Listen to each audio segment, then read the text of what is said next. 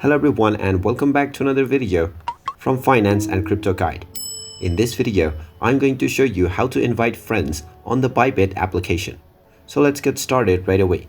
First of all, open up the Bybit app on your device. And if you haven't logged into your account already, you will be asked to log in. So log in using your email address or your phone number or your Google account and you will be taken into this homepage. Now, right from the homepage, if you wish to invite friends, you can find the Invite Friends button underneath the Verify Now button.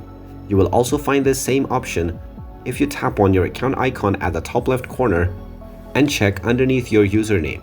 Simply tap on Invite Friends, and now you have two different options to invite your friends. You can invite them directly using your referral code or your referral link by simply tapping on these options to copy them and send to your friends. You can also invite via giveaways, which is another option to invite your friends.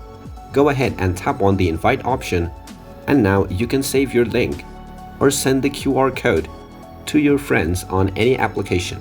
Once your friend receives your invite link and then scans your QR code or use your link, you will get the reward that you are supposed to get by inviting your friends. And there you have it. That is how easy it is to invite your friends on the Bybit application.